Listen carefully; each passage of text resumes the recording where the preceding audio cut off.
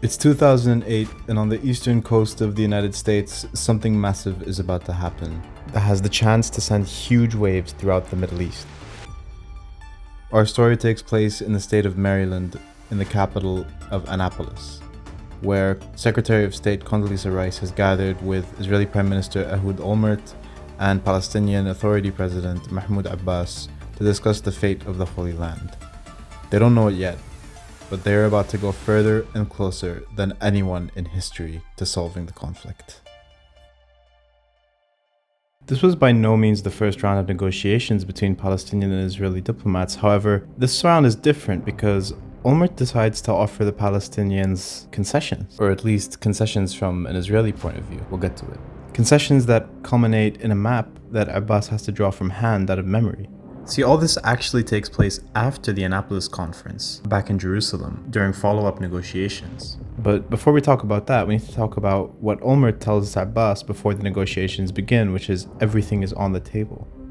When he says everything on the table, what he means is the contentious issues such as refugees, the status of Jerusalem, and others. These are the kind of issues that have been historic non-starters for Israel for decades. So sensitive are these topics that any documents you find relating to these negotiations are riddled with the phrase, "nothing is agreed until everything is agreed." This kind of language is needed because, with the contextual history involved within Palestine and Israel, the roots of distrust run deep. But Olmert is a desperate man throwing a Hail Mary. He believes in his offer so much that when he presents it to Abbas, he tells him, "Remember my words. It'll be 50 years before there will be another Israeli prime minister that will offer you what I am offering you now. Don't miss this opportunity." Olmert's desperation is coming from the fact that he's facing rampant corruption charges, as well as the fact that he's a staunch believer in the two-state solution. On record is claiming that if the day comes where the two-state solution collapses and we face a South African-style struggle for equal voting rights, then the state of Israel is finished. This is exactly what we are seeing happening today with claims of apartheid from Amnesty International, Human Rights Watch, and other global human rights groups. Olmert viewed and continues to view the two-state solution as an existential necessity to Israel, and his idea of a generous offer was his way of ensuring Israel's survival. Now, if you're familiar with the situation at all, or if you've seen any of my past videos regarding the two-state solution, you'll know that the basis for it is the Green Line, also known as the 1967 borders, or more colloquially, the West Bank and Gaza Strip. Israeli positions differ, however, and the separation wall serves as a basis for the minimum boundary that Israel expects to maintain within the West Bank, not including the Jordan Valley, which Israel also sets its eyes on. From the Palestinian side, the demands are simple.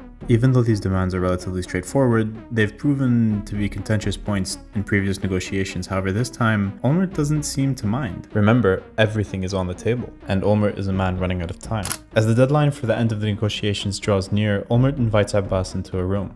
One-on-one, he is about to present Mahmoud Abbas with a historic choice. He brings out a map and a draft agreement. Abbas studies it and tells him that it looks serious, it looks possible, and peace is at hand. But, he adds, he is no expert on maps and wants to take the proposal to his people. Olmert refuses. He will not hand over the proposal. "Sign it now," he says. He paints pictures of celebrations on the White House lawn and in the European Parliament. But Abbas is weary. He won't sign a map that he's not allowed to study with his experts. He leaves, still not having signed the map. The result of this meeting is no more than a tentative agreement for a follow-up the next day. A follow-up that will never come. With the conclusion of their meeting, Abbas rushes back to his office, desperately trying to remember every last detail of the map that he's just witnessed. The map that has the potential to change the course of his people's history. He picks up a pad of paper and sketches out what will infamously be known as the Napkin map.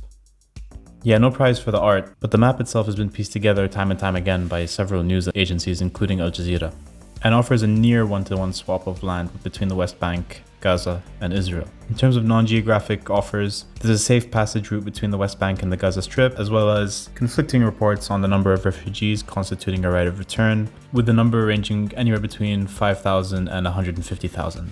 None of these details were ever made official, so we're really going on anecdotal evidence and leaked documents.